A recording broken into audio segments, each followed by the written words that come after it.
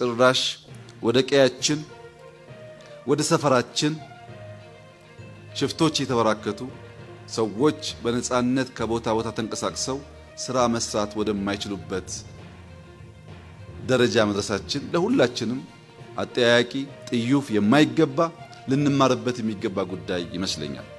በዓለም አቀፍ ደረጃም ሆነ በአገራችን በአንድ ጀንበር ታላላቅ ወታደራዊና ፖለቲካዊ ውሳኔዎች ተሰምተዋል። ፕሬዚዳንት ዶናልድ ትራምፕ ስምምነቱ በፈረሰ በሁለት ሰዓታት ውስጥ ድንገተኛ እርምጃ መወሰዱን ሌሊቱን ሲያሳውቁ፣ ጠቅላይ ሚኒስትር ቤንጃሚን ኔታንያሁ በኩላቸው ከአሜሪካ ጀርባ ያለውን አስደንጋጭ ሚስጥር ይፋ አድርጓል። በሌላ በኩል በአገር ውስጥ መረጃ ጠቅላይ ሚኒስትር ዶክተር አብይ አህመድ ከደብረ ማርቆስ ከተማ ባስተላለፉት አስቸኳይ መልእክት ሰዎች በነፃነት ተንቀሳቅሰው መስራት የማይችሉበት ደረጃ ላይ መደረሱ ጥዩፍ ነው ሲሉ በጽኑ ኮንነዋል። በሁለቱም አቅጣጫ ምን ተከሰተ? በዝርዝር መረጃ ወደ እናንተ ይደርሳል።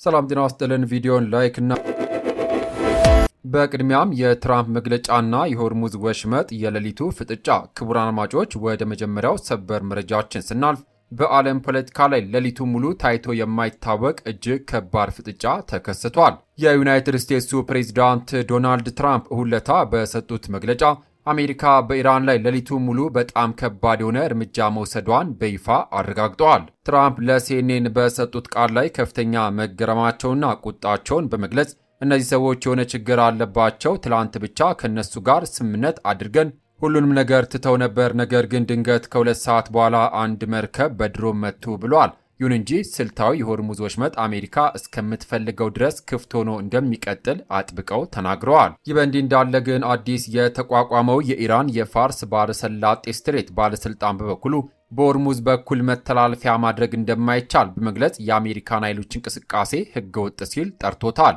የአሜሪካ ማዕከላዊ እዝ ግን ኢራን ወሽመጡን እንዳልተቆጣጠረችውና ዓለም አቀፍ የውሃ መስመር መሆኑን ገልጿል። ውጥረቱ በከፍተኛ ሁኔታ ማደጉን ተከትሎ ኦማን የኢራን አምባሳደር ጠርታ በሙሳን ዳምና በአወልስታ ግዛቶች ላይ ያነጣጠሩ የድሮን ጥቃቶችን በጽኑ የተቃወመችም ሲሆን የተባበሩት አረብ ኤሚሬትስ፣ ባህሬን፣ ኳታር፣ ኩዌትና ዮርዳኖስን ያቀፈው የባህረ ሰላጤ ትብብር ምክር ቤት ዋና ጸሐፊ ጃሴም አልቡዳይዊ ጥቃቶችን አውግዟል። ነገር ግን ነገሩ ይበልጥ የከረረው የአብዮታዊ ጥበቃ ተባባሪ ሆነው የታስኒም የዜና ወኪል የሰጠው መግለጫ ነው። የኢራን ኃይሎች ለአሜሪካ እርምጃ ምላሽ ለመስጠት በዮርዳኖስ ቦክስ፣ ኳታር ቦክስ፣ ኩዌት፣ ባህሬንና ኦማን ውስጥ ከአሜሪካ ጋር የተገናኙ ኢላማዎች መምታታቸውን ገልጿል። በተለይም በዱቅ ኦማንና ወደብ ላይ የአሜሪካ የባህር ኃይል ሎጂስቲክ ተቋማትና የአውሮፕላን ነዳጅ መሙያ መድረኮች መመታታቸው ለአሜሪካ እርምጃ የበቀል ምላሽ ነው ሲሉ በይፋ አስታውቀዋል። ክቡራን አድማጮች ይህ በዓለም አቀፍ ደረጃ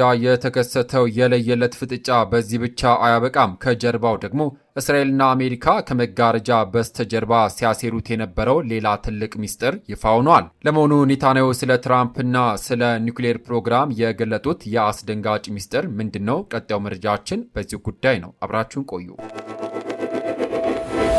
የእስራኤሉ ጠቅላይ ሚኒስትር ቤንጃሚን ኔታንያሁ እሁድ ዕለት በሰጡት መግለጫ ዶናልድ ትራምፕ ኢራን የገባቸውን ቃል ስታፈርስ ኃይል ከመጠቀም ወደ ኋላ እንደማይሉ በይፋ ተናግሯል።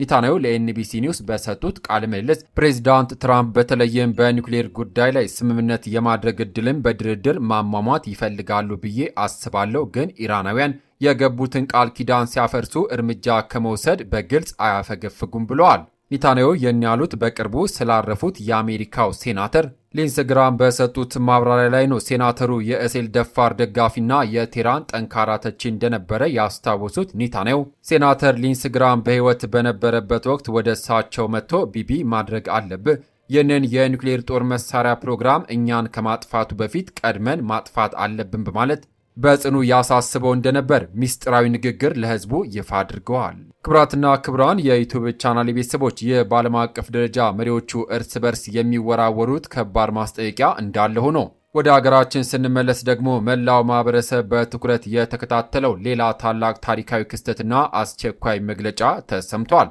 ጠቅላይ ሚኒስትር ዶክተር አብይ አህመድ በደብረ ማርቆስ ከተማ ተገኝተው ያስተላለፉት የቀጥተኛ መልእክት ምንድን ነው? የሚቀጥለው መረጃችን በዚህ ጉዳይ ነው።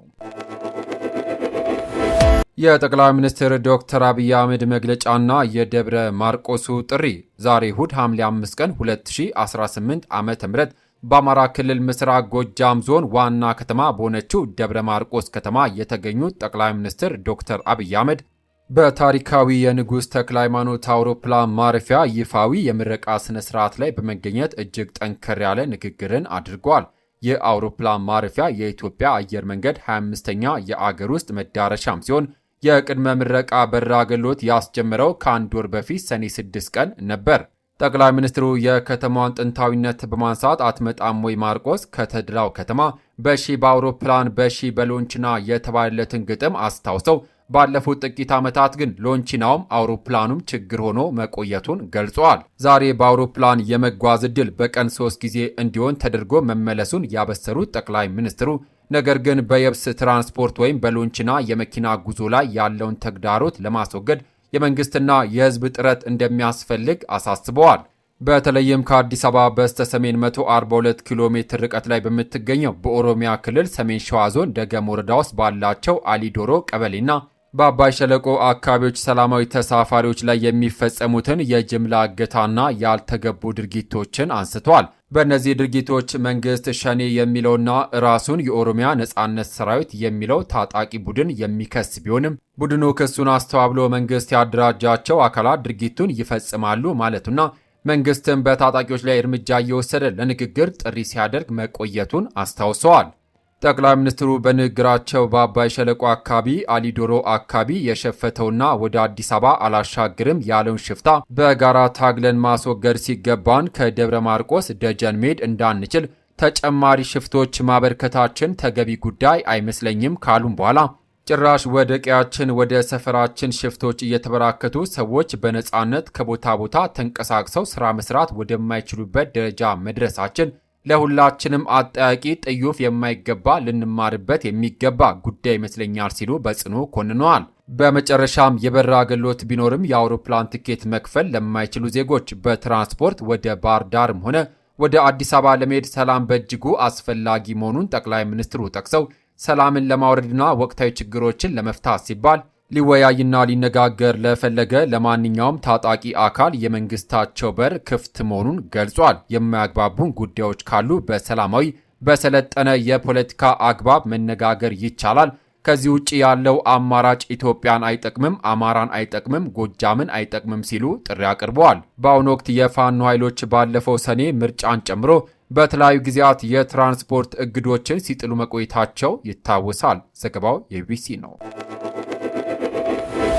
ክቡራትና ክቡራን የተከበራችሁ የዩቲዩብ ቻናሌ ቤተሰቦች በዓለም አቀፍ ደረጃም ያለው የኃይል ሚዛን ፍጥጫም ሆነ በአገራችን ሰላምን ለማውረድ የቀረበው የውይይት ጥሪ ትልቅ ትኩረት ስቧል። ለመሆኑ ጠቅላይ ሚኒስትር ዶክተር አብይ አህመድ በደብረ ማርቆስ ያስተላለፉት የሰላም ጥሪ በአካባቢው ያለውን የትራንስፖርት ችግር ሙሉ በሙሉ ይፈቷል ይላሉ? በሌላ በኩልስ የትራምፕና የኢራን ፍጥጫ ወዴት የሚያመራ ይመስላችኋል? ሀሳብ አስተያየታችሁን በኮሜንት መስጫው ላይ አስፍሩልን። መረጃው ጠቃሚ ሆኖ ካገኛችሁት ቪዲዮን ላይክ በማድረግ ሌሎችም እንዲደርስ ሼር ማድረጋችሁን አትርሱ። አዳዲስና ሰበር መረጃዎች በፍጥነት እንዲደርሷችሁ ደግሞ የዩቲዩብ ቻናላችንን ሰብስክራይብ ማድረግ የደውል ምልክቷን መጫን ቤተሰብ ይሁኑ። ከሰዓታት በኋላ ከሀገር ውስጥና ከውጭ በሚሰሙ ሰበር አዳዲስ መረጃ እስከምንገናኝ ሰላም ለሀገራችን፣ ሰላም ለመላው ዓለም ይሁን። በያለንበት የዓለም ዳርቻ ቸር እንቆይ። ክቡራትና ክቡራን የተከበራችሁ የዩቲዩብ ቻናሌ ቤተሰቦች በዓለም አቀፍ ደረጃም ያለው የኃይል ሚዛን ፍጥጫም ሆነ በአገራችን ሰላምን ለማውረድ የቀረበው የውይይት ጥሪ ትልቅ ትኩረት ስቧል። ለመሆኑ ጠቅላይ ሚኒስትር ዶክተር አብይ አህመድ በደብረ ማርቆስ ያስተላለፉት የሰላም ጥሪ በአካባቢው ያለውን የትራንስፖርት ችግር ሙሉ በሙሉ ይፈቷል ይላሉ? በሌላ በኩልስ የትራምፕና የኢራን ፍጥጫ ወዴት የሚያመራ ይመስላችኋል? ሀሳብ አስተያየታችሁን በኮሜንት መስጫው ላይ አስፍሩልን። መረጃው ጠቃሚ ሆኖ ካገኛችሁት ቪዲዮን ላይክ በማድረግ ሌሎችም እንዲደርስ ሼር ማድረጋችሁን አትርሱ። አዳዲስና ሰበር መረጃዎች በፍጥነት እንዲደርሷችሁ ደግሞ የዩቲዩብ ቻናላችንን ሰብስክራይብ ማድረግ የደውል ምልክቷን መጫን ቤተሰብ ይሁኑ። ከሰዓታት በኋላ ከሀገር ውስጥና ከውጭ በሚሰሙ ሰበር አዳዲስ መረጃ እስከምንገናኝ ሰላም ለሀገራችን፣ ሰላም ለመላው ዓለም ይሁን። በያለንበት የዓለም ዳርቻ ቸር እንቆይ።